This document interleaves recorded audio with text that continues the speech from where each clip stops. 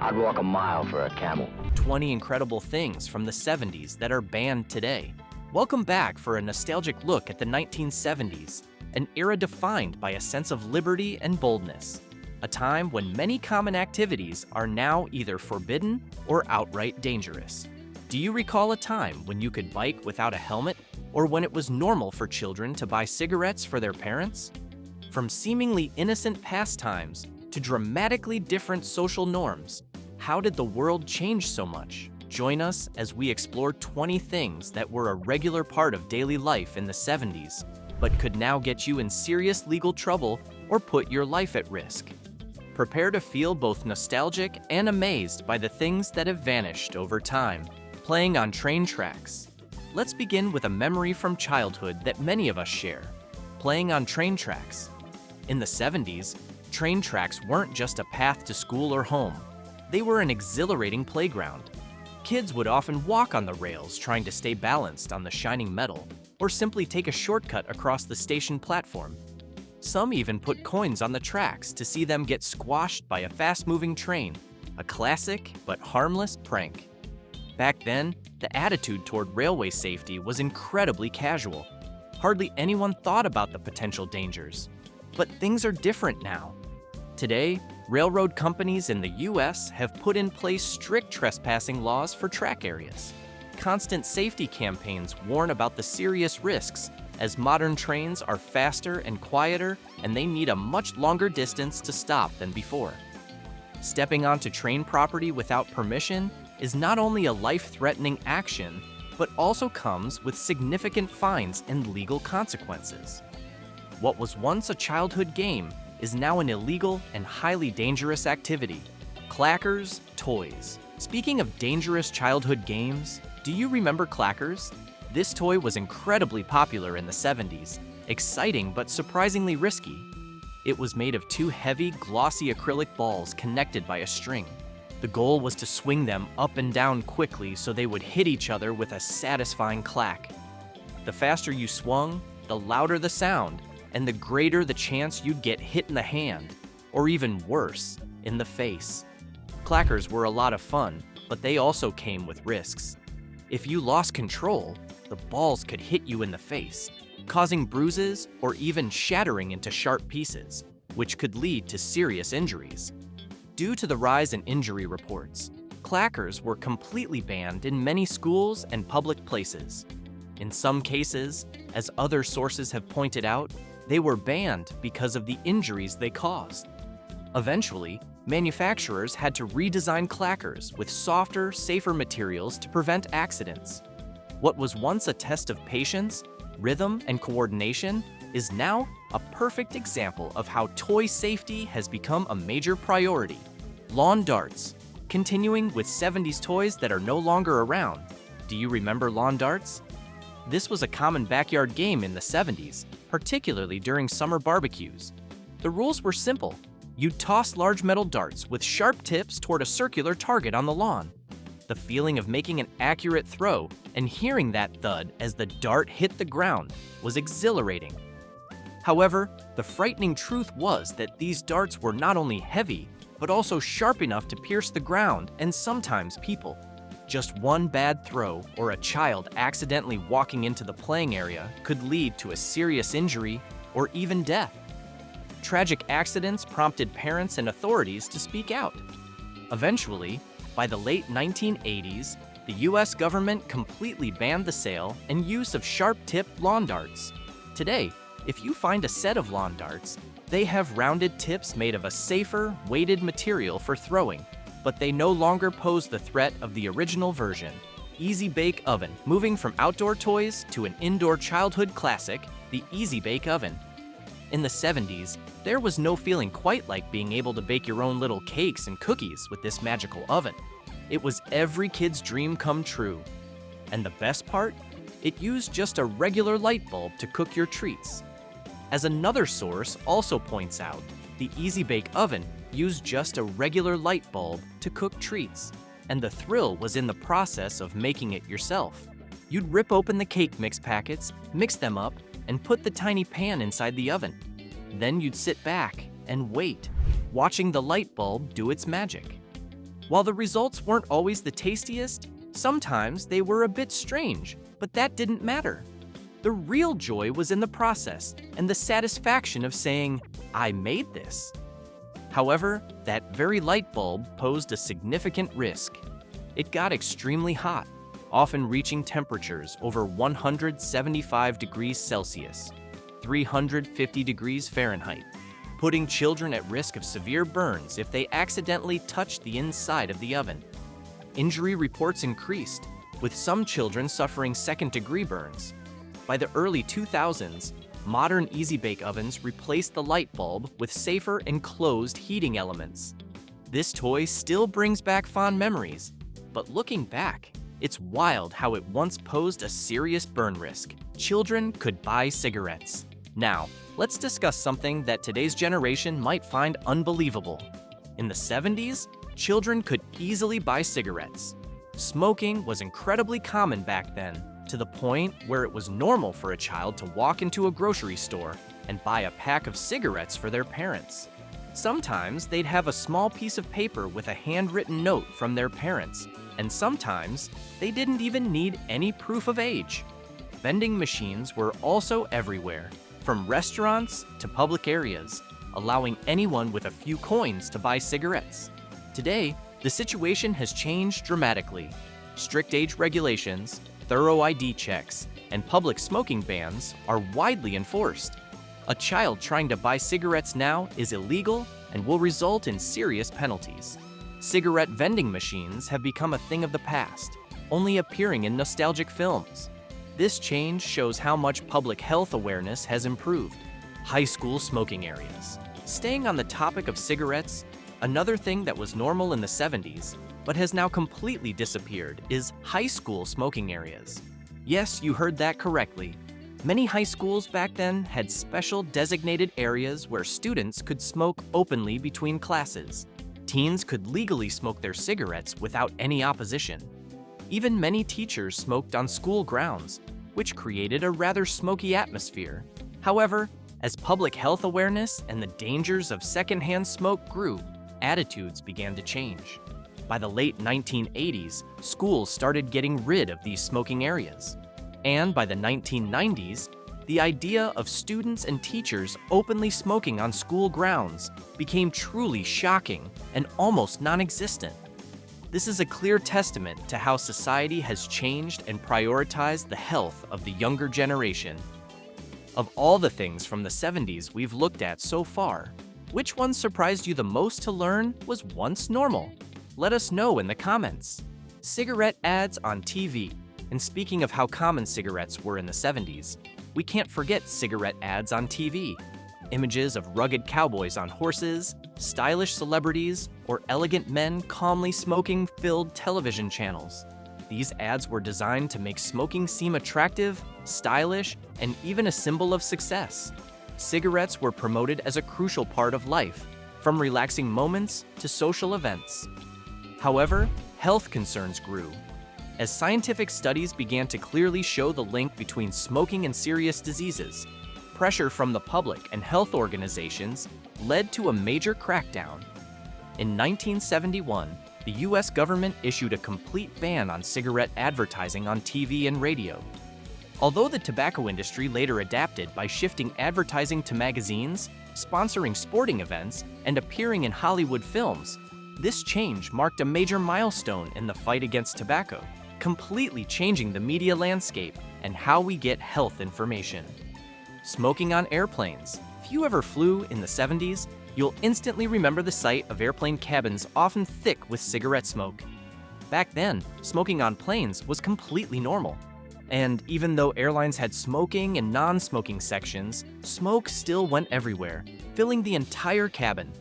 Ashtrays were built right into every armrest, ready for passengers to use. You could easily see the person next to you enjoying a cigarette without much thought for those around them.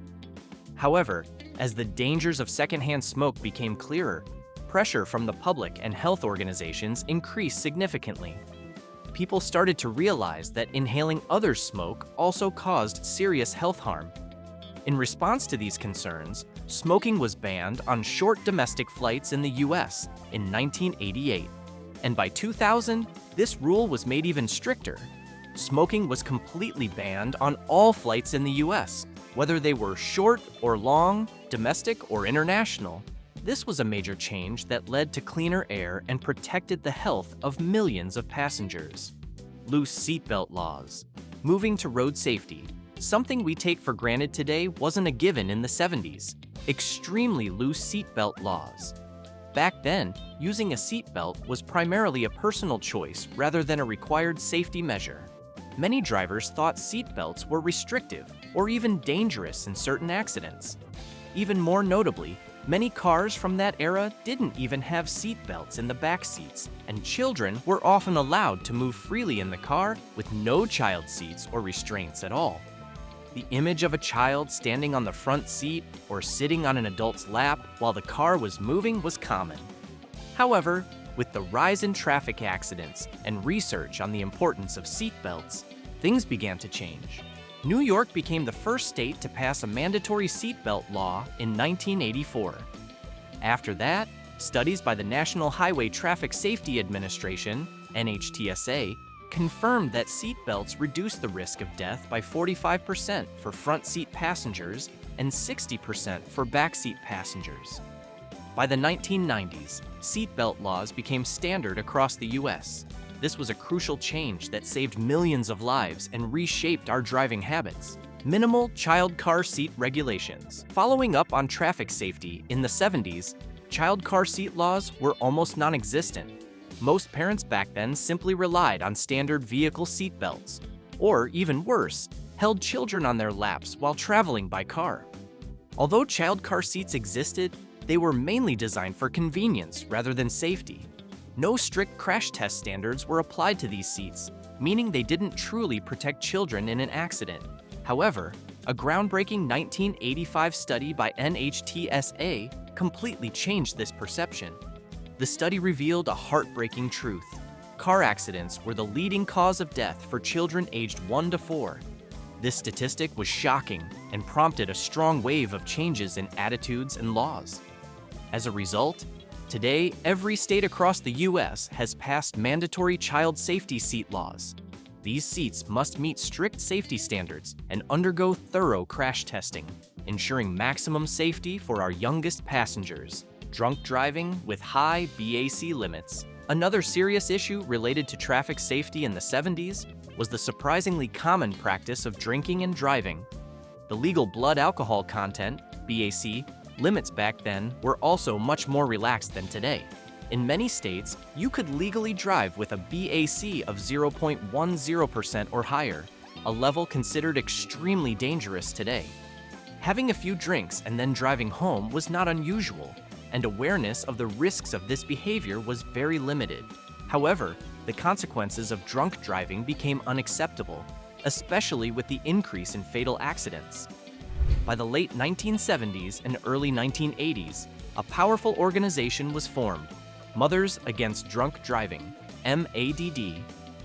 MAD and other advocacy groups fought tirelessly to pass stricter DUI driving under the influence laws. As a result, by the mid-1980s, most states had lowered the legal BAC limit to 0.08%. This fight completely changed how we view driving after drinking, transforming it from an acceptable behavior into a serious crime, minimal airport security. Now, imagine a world where air travel was extremely comfortable and simple. That's exactly what airport security was like in the 70s. No long security lines, no X-ray scanners, and you didn't have to take off your shoes or worry about liquid restrictions. Passengers could go straight to the gate, meeting family and friends right in the boarding area. Cockpit doors weren't locked mid-flight. Sometimes, pilots even left them open. The feeling of flying back then was truly free and without restrictions. However, this lack of security came at a steep price, with a sharp increase in hijackings, over 200 recorded in 1972 alone. But it was the terrorist attacks of September 11, 2001 that changed everything forever. After that tragedy, the Aviation and Transportation Security Act was passed, leading to the establishment of the TSA, Transportation Security Administration. The TSA implemented unprecedented strict security measures, from thorough baggage checks to full body scans, making the air travel experience completely different from before. What from the 70s do you think should never have been banned? Or is there anything you wish could go back to being normal? Let us know your thoughts in the comments. Drinking age of 18. Going back to major legal and social changes in the 70s, here's an interesting fact many today might not know. The legal drinking age in many states was 18.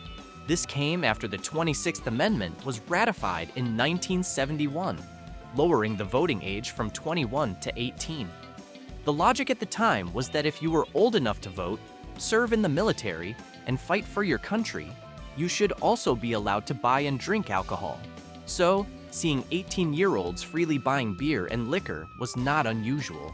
However, this change led to severe unforeseen consequences. Drunk driving accidents skyrocketed. Studies showed alcohol played a role in over 60% of traffic fatalities. Given the situation, in 1984, the U.S. Congress passed the National Minimum Drinking Age Act, forcing states to raise the drinking age to 21 by threatening to cut federal highway funding.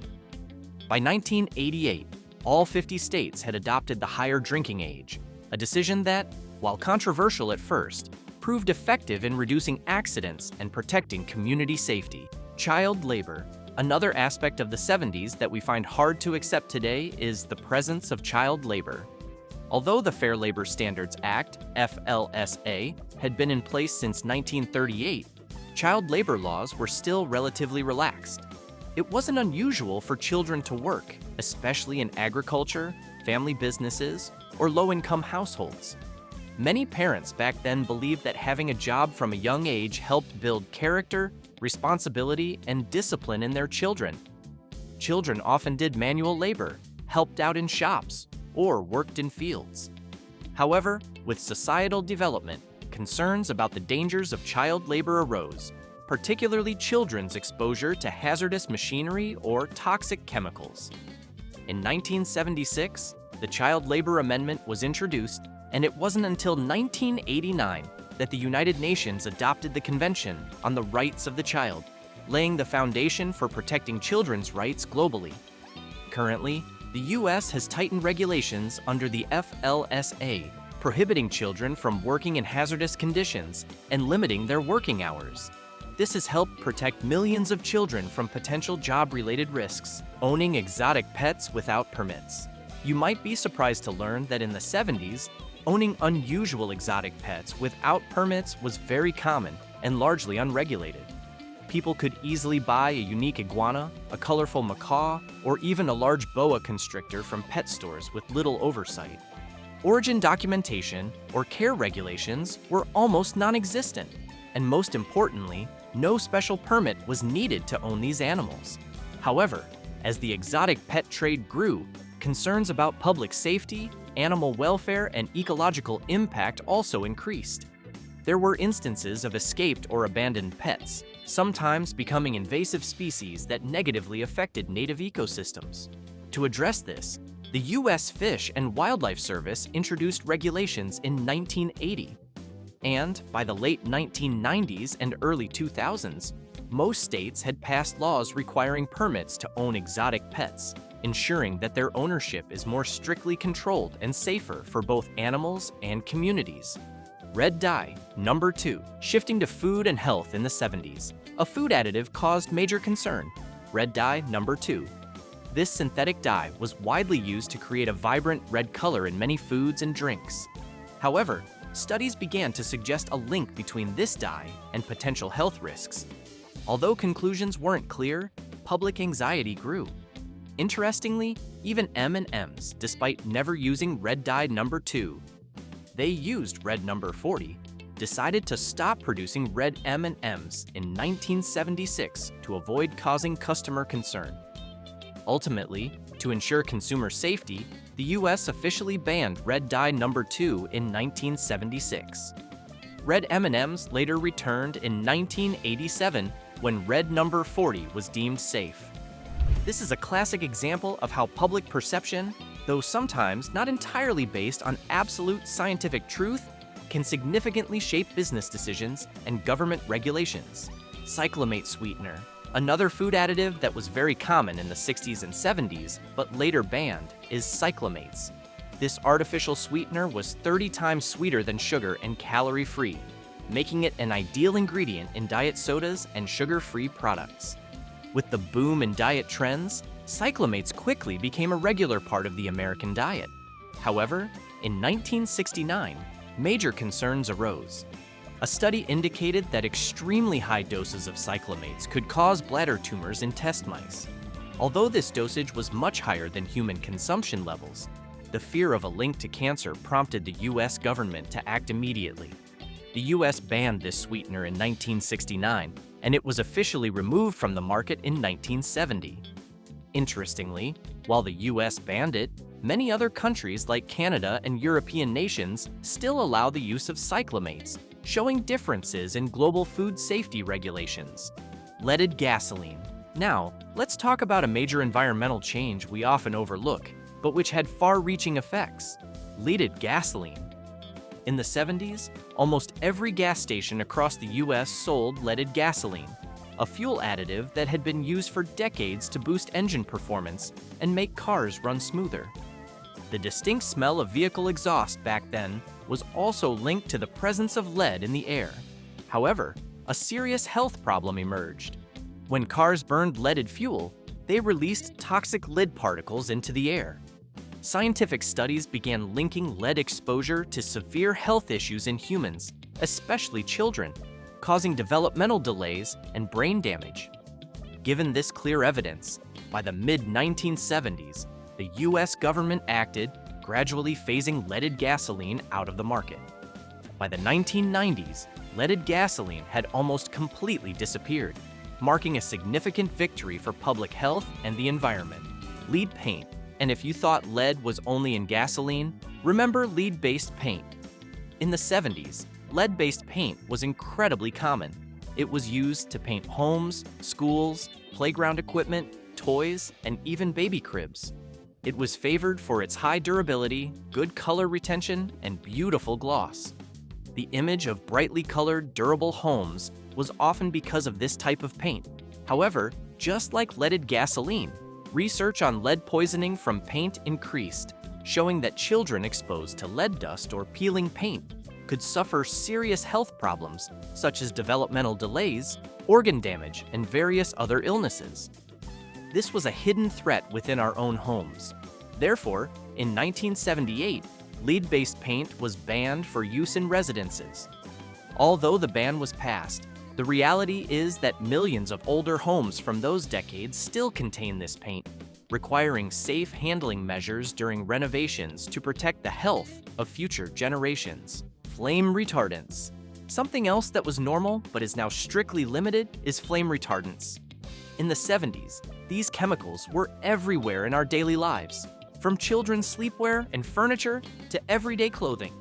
Their purpose was to prevent fires, slow down combustion, and improve the safety of items.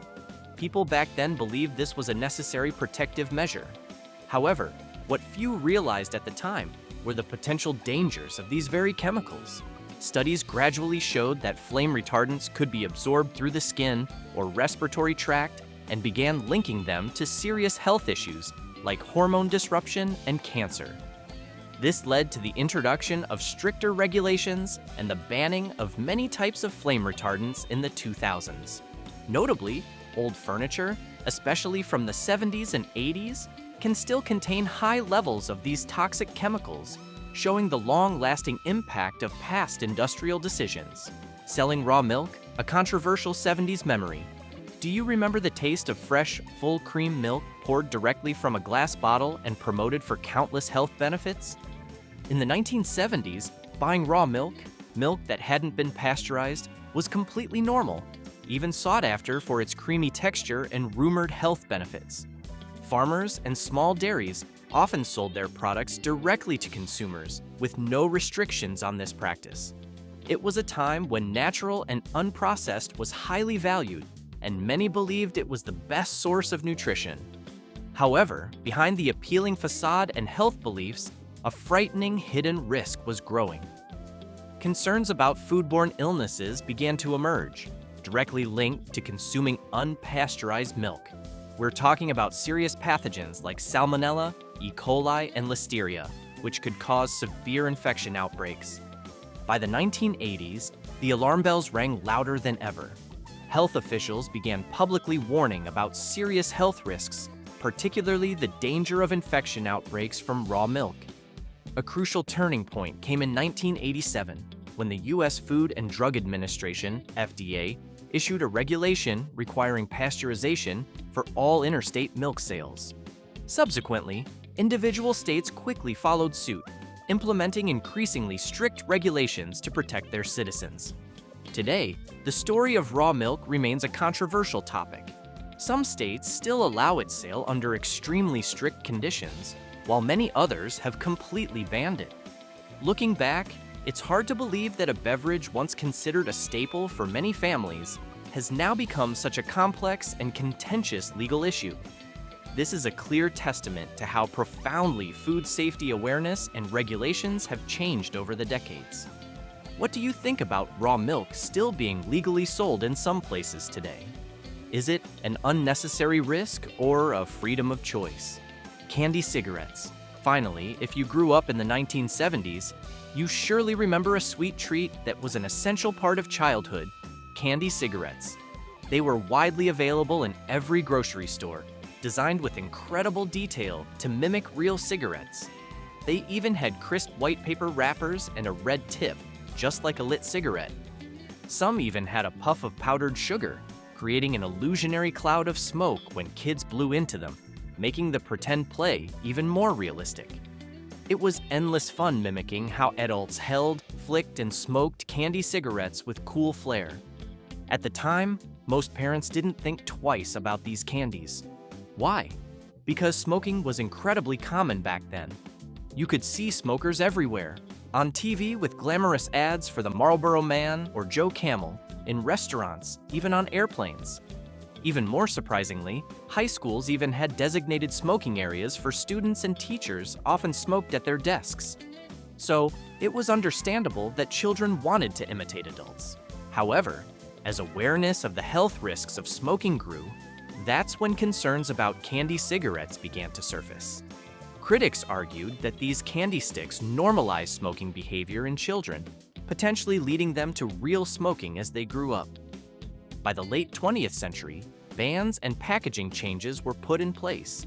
Many countries restricted the sale of candy cigarettes or required them to be renamed candy sticks and have all cigarette-like designs removed. Today, it's hard to imagine a candy so closely tied to the image of cigarettes being widely sold to children. But in the 70s, it was simply a normal snack on the candy shelf. Times have changed, and so have the rules. What was once the norm, an indispensable part of daily life in the 1970s, is now part of the past or even illegal. We hope this trip down memory lane has brought you memorable memories and deep insights into a unique, colorful, but also risky decade. Do you remember any other crazy things from the 70s that are now banned? Share them in the comments below. If you enjoyed this nostalgic journey, don't forget to like, subscribe to the channel so you don't miss our next exciting videos, and share this video with your friends to relive those beautiful memories together. Thanks for watching, and we'll see you on our next time travel adventure.